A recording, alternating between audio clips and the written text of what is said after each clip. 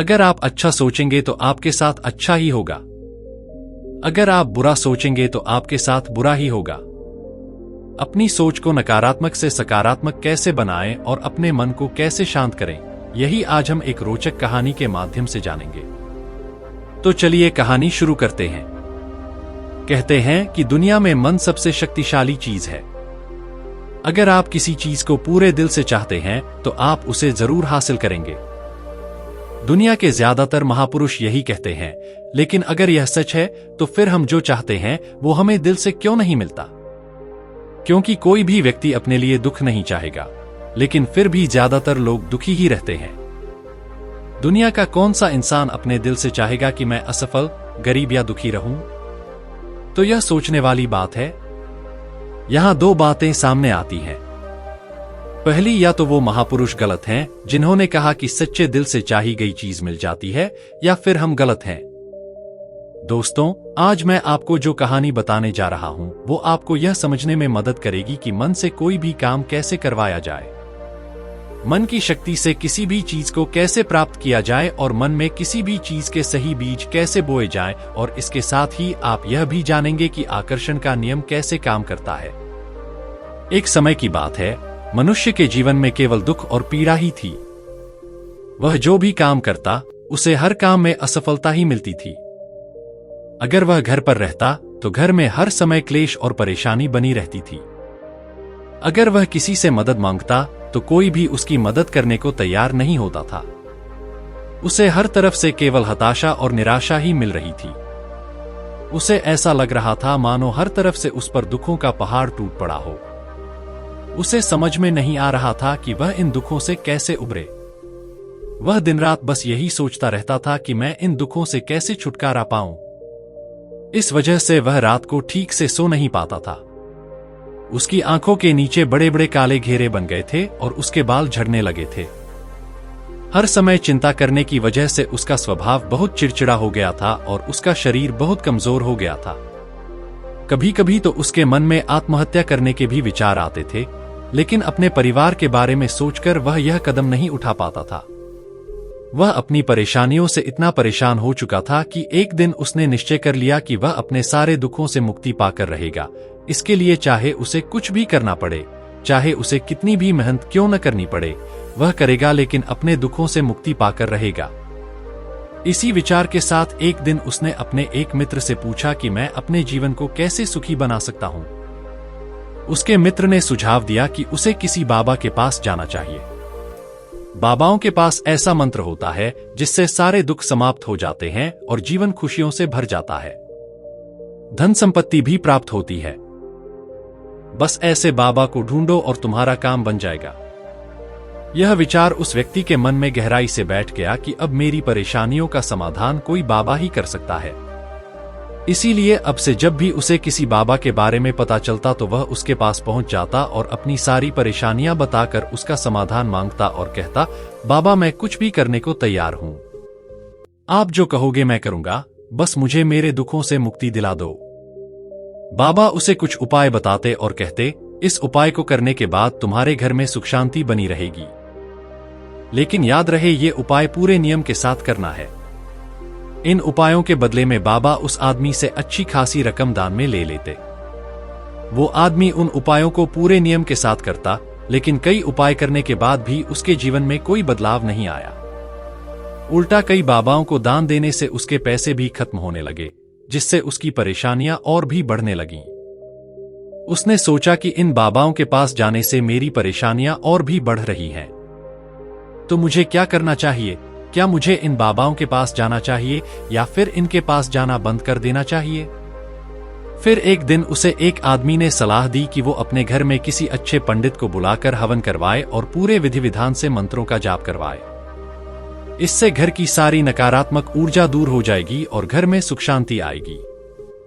ये बात उस आदमी के दिमाग में अच्छी तरह बैठ गई और उसने एक पंडित को अपने घर बुलाकर हवन करवाया। हवन अच्छे से संपन्न हुआ और उस व्यक्ति ने पंडित को अच्छा खासा दान देकर अपने घर से खुशी खुशी विदा किया। हवन करने के कुछ महीनों तक तो उसके घर में सब कुछ ठीक चलता रहा। घर में सुख शांति भी बनी रही और उसके छोटे मोटे रुके हुए काम भी पूरे होने लगे। लेकिन कुछ महीनों के बाद फिर वही पुरानी स्थिति लौट आई। उस व्यक्ति को लगा कि उसके जीवन में अभी भी कोई खास बदलाव नहीं आया है। अब वह आदमी बिल्कुल दुखी हो गया। वह पहले से ज्यादा परेशान रहने लगा। अब उसे लगने लगा कि मेरे जीवन से दुख कभी खत्म नहीं होंगे। यह सब सोचकर वह बहुत परेशान रहने लगा। फिर एक दिन उसे अपने दोस्त से एक ऐसे बाबा के बारे में पता चला जो समाधान देने के बदले में कोई दान नहीं देता। उस व्यक्ति ने सोचा कि यह बाबा दूसरे बाबाओं से अलग है, क्योंकि यह कोई दान नहीं लेता, और अगर यह कोई दान नहीं लेता तो जरूर कोई सिद्ध बाबा होगा। यह सोचकर वह सिद्ध बाबा के पास पहुंचता है। तुम अपने जीवन से कितने परेशान हो? बाबा ने उससे कहा, बच्चे, तुम किस परेशानी से आए हो? किस बात से परेशान हो? उस व्यक्ति ने कहा, बाबा, मैं अपने जीवन के दुखों से बहुत परेशान हूं। मैंने अपने दुखों को कम करने के लिए बहुत प्रयास किए। मैंने हर वो काम किया जो बाबा ने मुझे करने को कहा। मैंने हर वो तरकीब अपनाई जो किसी ने मुझे बताई, लेकिन मेरे जीवन के दुख कम नहीं हुए। उल्टा मेरे दुख और बढ़ गए। बाबा, मैं समझ नहीं पा रहा हूं कि मैं क्या करूं। कभी कभी मुझे आत्महत्या करने का मन करता है, लेकिन मैं अपने परिवार के बारे में सोचकर यह कदम नहीं उठा पाता। बाबा, मैंने आपके बारे में बहुत कुछ सुना है और बहुत उम्मीद लेकर आपके पास आया हूं। कृपया मुझे कोई ऐसा उपाय बताइए जिससे मैं अपने दुखों से छुटकारा पा सकूं। मैं अपने दुखों से छुटकारा पाने के लिए कुछ भी करने को तैयार हूं। आप मुझे कोई भी उपाय बताइए, चाहे वह रास्ता कितना भी कठिन क्यों न हो, मैं उसे पार कर लूंगा। बाबा समझ गए कि यह व्यक्ति वाकई बहुत परेशान है। बाबा ने उसकी बात सुनी और कहा, बच्चे, दुख दूर करने के मंत्र ऐसे ही नहीं मिल जाते। इनसे छुटकारा पाने के लिए कुछ तो करना ही होगा। क्या तुम कुछ कर सकते हो? बाबा के ऐसे वचन सुनकर पहले तो उस व्यक्ति ने सोचा कि ये बाबा मुझसे भी दान मांगेंगे, लेकिन उसके पास और कोई रास्ता नहीं था। इसलिए उसने कहा, बाबा, आप जो भी दान मांगोगे मैं देने को तैयार हूं, लेकिन तुम्हारा मंत्र सच्चा होना चाहिए, सफल होना चाहिए और मुझे उसका फल भी मिलना चाहिए। उसके बाद तुम जो भी दान मांगोगे मैं तुम्हें दे दूंगा। बाबा मुस्कुराए और बोले, दान तो बहुत छोटी चीज है, मैं तुमसे इतनी छोटी चीज नहीं मांगूंगा। इस पर उस व्यक्ति ने थोड़ा सोचा और कहा, बाबा, मैं अंगारों पर भी चलने को तैयार हूं, बस मुझे इजाजत दे दो। बाबा फिर मुस्कुराए और बोले, मैं तुमसे ऐसा छोटा काम नहीं करवाने वाला हूं जैसे कि तुम अंगारों पर चल रहे हो। मैं तुमसे जो करवाने वाला हूं वो बहुत कठिन मंत्र है, जानते हो?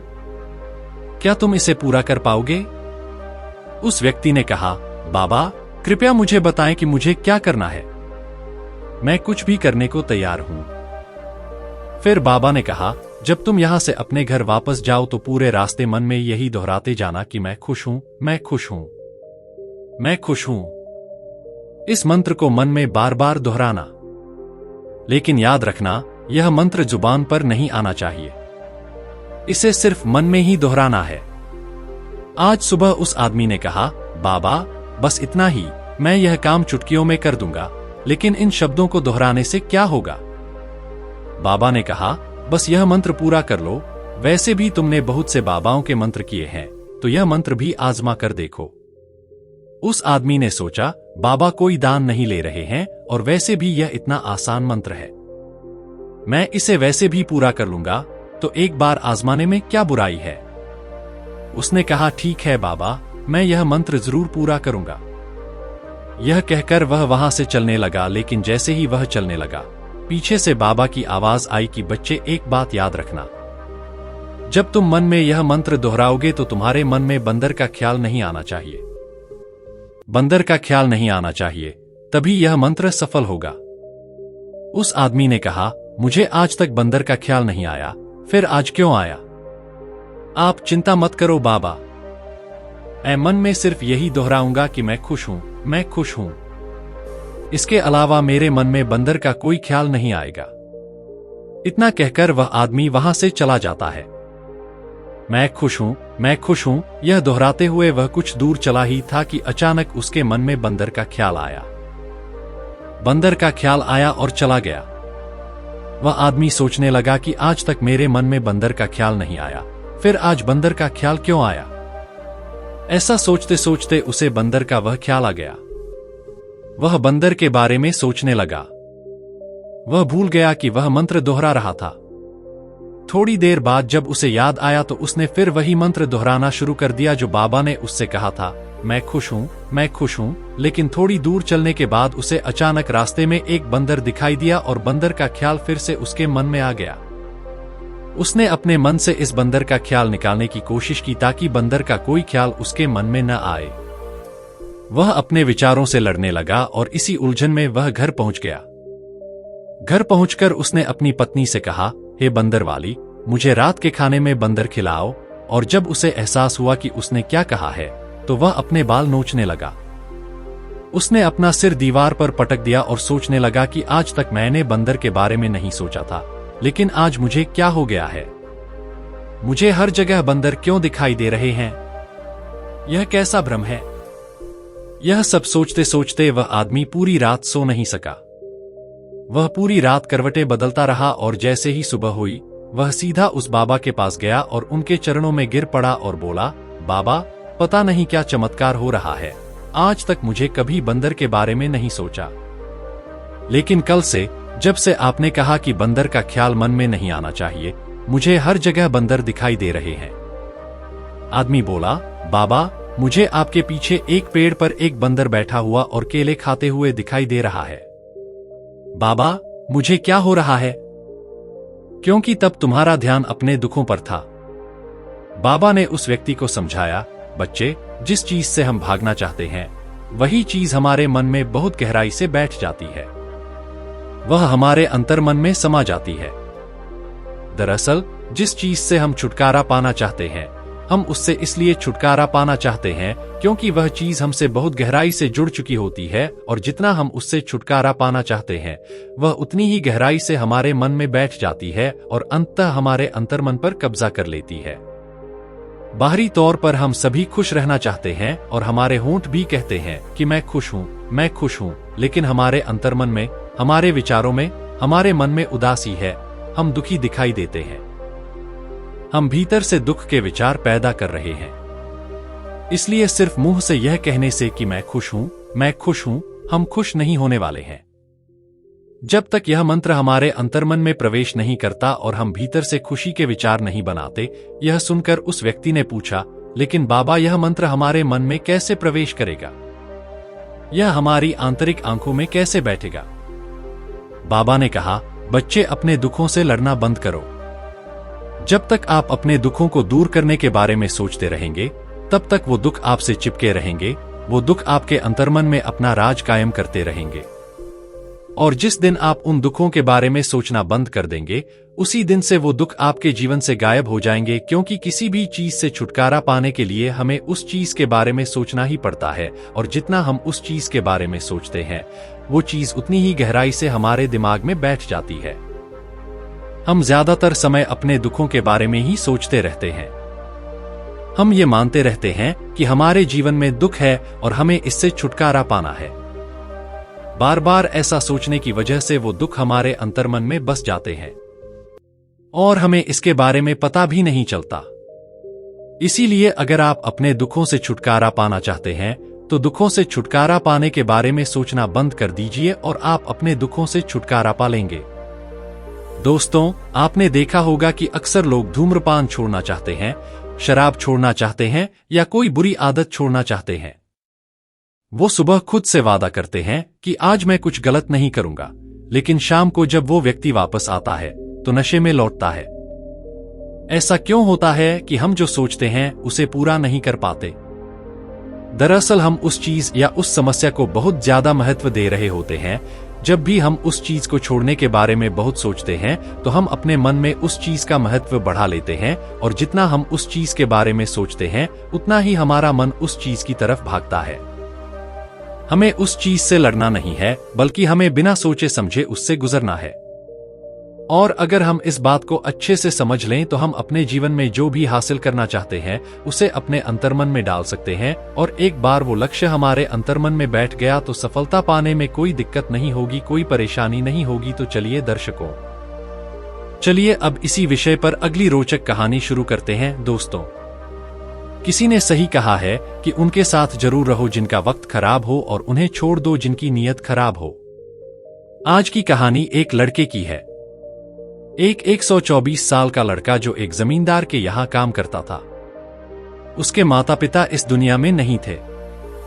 जीवन बड़ी कठिनाइयों में बीत रहा था। वह रोज जाकर पैसे कमाता, घर आता, खाना बनाता, खाता और सो जाता। यही उसकी दिनचर्या थी। एक शाम जब वह अपने काम से घर लौट रहा था तो उसने देखा कि एक बूढ़ा फकीर अपनी पीठ पर 3 बड़ी गठरियां लादे एक शहर से दूसरे शहर जा रहा था। वह बहुत बूढ़ा लग रहा था और वह काफी समय से इसी तरह यात्रा कर रहा था, और अंत में कुछ और दूर चलने के बाद वह थक कर एक पेड़ के नीचे बैठ गया। तभी उसकी नजर इस युवक पर पड़ी जो उसी रास्ते और उसी दिशा में जा रहा था जिस दिशा में बूढ़े फकीर को जाना था। तभी वह लड़का उस बूढ़े फकीर के पास से गुजरा। उसके पास से गुजरते ही उस बूढ़े फकीर ने पीछे से विनती भरे स्वर में कहा, सुनो बेटा, क्या तुम मेरी थोड़ी मदद कर सकते हो? ये गठरियां बहुत भारी हैं और मैं बूढ़ा हो गया हूं। मैं इनका बोझ ज्यादा देर तक नहीं उठा सकता और मैं बहुत थक भी गया हूं। तो क्यों न तुम मेरी एक गठरी उठाकर उस दूसरे गांव में ले जाओ। बदले में मैं तुम्हें 2 सोने के सिक्के दूंगा। वह लड़का फकीर की सारी बातें सुनता है, फिर उससे कहता है, कोई बात नहीं बाबा, मैं तुम्हारी मदद करने के लिए तैयार हूं। बताओ तुम कहां जाना चाहते हो? यह कहकर लड़के ने फकीर से एक गठरी उठाई और अपने कंधे पर रख ली। जैसे ही उसने गठरी कंधे पर रखी, उसे एहसास हुआ कि यह गठरी वाकई बहुत भारी है। फिर लड़का और फकीर सड़क पर आगे बढ़ गए। कुछ देर चलने के बाद गांव खत्म होने लगा और अब आगे सुनसान सड़क जा रही थी। वे दोनों खुशी खुशी अपने रास्ते पर आगे बढ़ रहे थे। जब वे भीड़ से बिल्कुल अलग हो गए, तब लड़का फकीर से कहता है कि बाबा, इस गठरी में ऐसा क्या रखा है जो यह इतनी भारी है? इस पर फकीर बाबा जवाब देते हैं कि कुछ नहीं बेटा, इसमें तो बस कुछ तांबे के सिक्के भरे हैं, इसीलिए यह इतना भारी है। फकीर की यह बात सुनकर लड़का मन ही मन सोचने लगा कि यह बाबा जरूर कोई व्यापारी होगा, अभी तो इसने इतना सारा सामान उठा रखा है। वह अपने साथ तांबे के सिक्के ले जा रहा था, लेकिन तभी उसके मन में एक विचार आया, मुझे इन सब की क्या परवाह, मुझे तो बस इस गठरी को दूसरे गांव तक पहुंचाना है। जैसे ही यह विचार उसके मन में आया, उसने तांबे के सिक्कों का विचार अपने मन से निकाल दिया और खुशी खुशी रास्ते पर आगे बढ़ने लगा। चलते चलते कुछ और समय बीत गया और वे दोनों एक नदी के किनारे पहुंच गए। वह लड़का बहुत बलवान था और बहुत फुर्तीला और स्वस्थ भी था, इसीलिए वह बिना ज्यादा सोचे समझे उस नदी में उतर गया, लेकिन वह फकीर अभी भी किनारे पर खड़ा था। यह देखकर लड़का उस फकीर से कहता है, क्या हुआ बाबा, आप क्यों रुक गए? चलो जानते हैं, हमें यह नदी पार करनी है, तभी हम उस गांव तक पहुंच पाएंगे। इस पर फकीर लड़के से कहता है, बेटा मुझे पता है कि हमें यह नदी पार करनी है, लेकिन जैसा कि तुम देख सकते हो मैं बूढ़ा हो गया हूं, इसलिए मैं इन दोनों गठरियों को एक साथ लेकर नदी पार नहीं कर सकता। अगर मेरा पैर इसमें फिसल गया तो मैं आगे की यात्रा कैसे पूरी करूंगा? क्या तुम मेरी एक और गठरी ले सकते हो? मैं इसके बदले में तुम्हें 2 और सोने के सिक्के दूंगा। इस पर लड़का मुस्कुराते हुए फकीर से कहता है, बाबा आप मुझे शर्मिंदा कर रहे हैं, भले ही आप मुझे सोने के सिक्के न दें, मैं आपका काम जरूर करूंगा। मैं आपको उस दूसरे गांव में जरूर ले जाऊंगा। इस पर फकीर मुस्कुराते हुए कहता है, बेटा तुम बहुत अच्छे आदमी लगते हो। यह कहकर उसने दूसरी पोटली लड़के को थमा दी। जब लड़के ने दूसरी पोटली अपने कंधे पर रखी तो उसे यह पोटली बहुत भारी लगी, लेकिन उसने वहां कुछ नहीं कहा। किसी तरह वे दोनों नदी पार कर गए।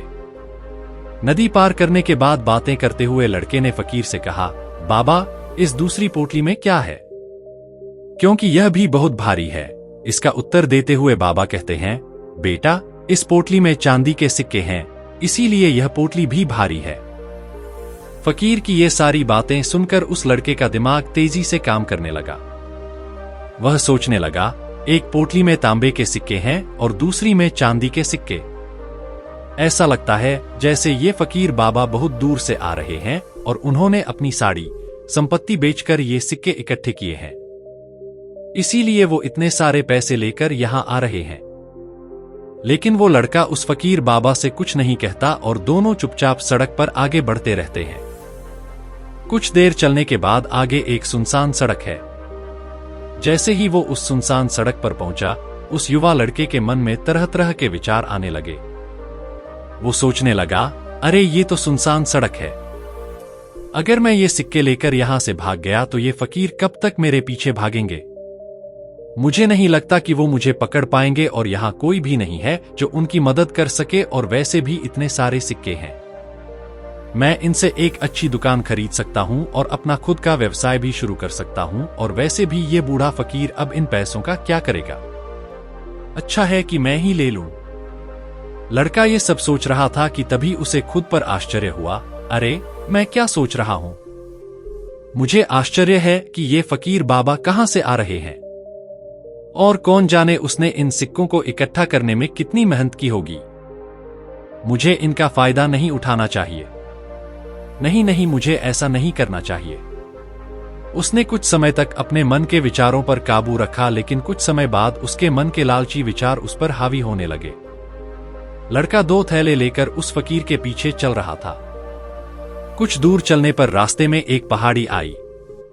उसे देखकर फकीर बाबा ने लड़के से कहा, बेटा, मैं इस पहाड़ी पर नहीं चढ़ पाऊंगा। मैं बहुत बूढ़ा हो गया हूं और मेरे घुटनों में भी दर्द रहता है। अगर तुम मेरी यह तीसरी पोटली ले लो तो मैं तुम्हें 2 सोने के सिक्के और दूंगा, लेकिन याद रखना इसे कहीं गिराना मत, वरना यह खुल सकती है। यह सुनकर लड़का फकीर से कहता है, बाबा, इस पोटली में क्या है? इस पर फकीर लड़के से कहता है, बेटा, इसमें सोने के सिक्के हैं। यह सुनकर लड़का मन ही मन बहुत खुश हुआ। उसने चुपचाप फकीर से तीसरी पोटली ले ली और दोनों बिना कुछ बोले आगे बढ़ गए। अब फकीर आराम से बिना किसी कारण के पहाड़ी पर चढ़ रहा था, लेकिन पीछे जो छोटा लड़का था वह वजन के कारण बहुत धीरे धीरे चल पा रहा था। लेकिन जब से उसने सोने के सिक्कों का नाम सुना था, उसका दिल खुशी से उछल रहा था। वह मन ही मन सोच रहा था कि अगर मुझे ये सारे सिक्के मिल जाएं, तो मेरी जिंदगी बहुत आराम से कट जाएगी। वैसे भी यह फकीर बूढ़ा हो गया है, क्या इसे इतने पैसों की जरूरत नहीं है? वैसे भी इसका जीवन खत्म हो चुका है। मैं एक काम करूंगा, मैं ये सारे पैसे लेकर यहां से भाग जाऊंगा। लड़के के दिमाग में अनगिनत विचार चल रहे थे। लड़के का दिमाग अब उसकी बुद्धि पर पूरी तरह हावी हो चुका था। लड़के का दिमाग उसे अपनी बात को सही साबित करने के लिए कोई भी तर्क दे रहा था, और तभी उसके दिमाग में एक और विचार आया, और इस बार लड़का सोच रहा था कि लगता है यह फकीर बाबा चोर है, वरना इसके पास इतने सारे सोने के सिक्के कैसे आ गए? अगर यह कोई व्यापारी होता तो इस तरह पैदल यात्रा नहीं करता, और अगर इसके पास इतना पैसा होता तो यह अपने साथ कोई साधन जरूर लेकर आता। यह चोर है, और चोर तो चोर ही है, इसमें बुराई क्या है? मैं भाग जाऊंगा, जिसके बाद यह सारी दौलत मेरी हो जाएगी और मेरी गरीबी भी हमेशा के लिए खत्म हो जाएगी। मेरे पास बहुत सारा धन होगा, फिर मैं जो चाहूंगा वो कर पाऊंगा। यह सब सोचते हुए वह पहाड़ी की चोटी पर पहुंच गया और अब ढलान शुरू होने वाली थी। तभी वह लड़का उस फकीर की नजरों से बचता हुआ तीनों नालियों को लेकर तेजी से आगे भागा। अब उसे अपना शरीर बहुत हल्का लग रहा था, मानो उसे उन तीनों नालियों के वजन का अंदाजा ही न हो। काफी देर तक भागता हुआ, लोगों की नजरों से बचता हुआ वह किसी तरह सुनसान रास्तों से होता हुआ अपने घर पहुंचा। उसकी खुशी का ठिकाना नहीं था। उसने सोचा, क्यों न मैं जल्दी से इन सभी गड्डियों में से सारे सिक्के निकालकर कहीं छिपा दूं। यह सोचते हुए जब उसने गड्डी खोली तो उसे पहली गड्डी में जंग लगे लोहे के सिक्के मिले। यह देखकर उसे अपनी आंखों पर यकीन नहीं हुआ। इस पर उसने तुरंत दूसरी गड्डी भी खोली। उस पर भी उसे जंग लगे लोहे के सिक्के ही मिले। यह सब देखकर लड़का बहुत हैरान हुआ। उसने खुद से कहा कि यह क्या हो रहा है? उस फकीर ने मुझे कुछ और ही बताया था। अब उसने सोने की तीसरी पोटली खोली। उसमें भी जंग लगे लोहे के सिक्के ही निकले। यह देखकर लड़का बहुत क्रोधित हुआ। उस फकीर ने मुझसे झूठ क्यों बोला? उसने यह क्यों कहा कि इस पोटली में तांबे के सिक्के हैं, दूसरे में चांदी के सिक्के हैं और तीसरे में सोने के सिक्के हैं? वह यह सब सोच ही रहा था कि तभी उसकी नजर उस पोटली के अंदर पड़े एक पत्र पर पड़ी। उसने तुरंत उस पत्र को उठाया और पढ़ना शुरू कर दिया। उस पत्र में लिखा था कि यह सारा नाटक एक अकेले ईमानदार व्यक्ति को खोजने के लिए रचा गया है।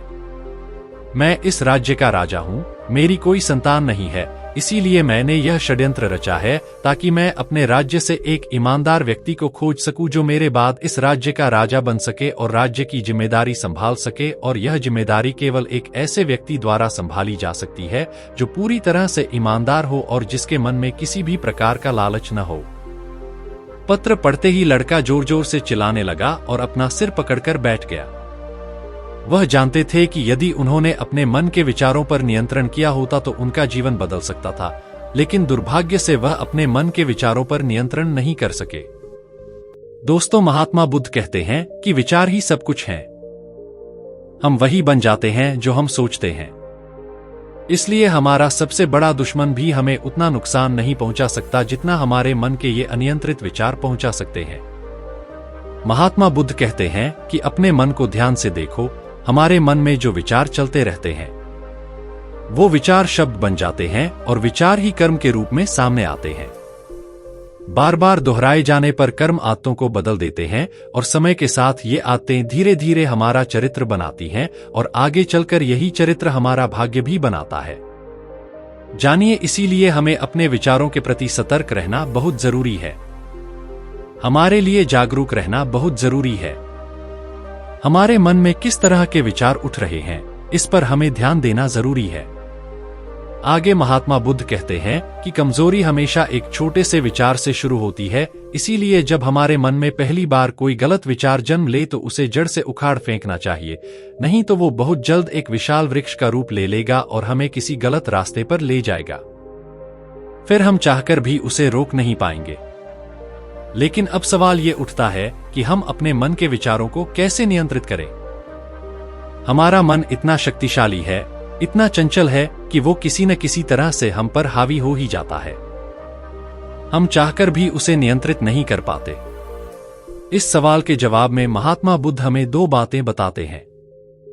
पहली बात, सही इरादा विकसित करें। कई बार आपने देखा होगा कि आप कहना कुछ और चाहते हैं लेकिन आप कह कुछ और देते हैं, क्योंकि आपके मन के अंदर जो बसा हुआ है वही आपके मुंह से निकल रहा है। लेकिन जब हम वो गलती कर देते हैं तो उसके बाद हमारा दिमाग अच्छे से काम करना शुरू कर देता है। हम अपने सोचने और बोलने के प्रति सजग हो जाते हैं और इस अवस्था में हमें एहसास होता है कि हमने गलती की है और तब हमारा मन दुखी हो जाता है।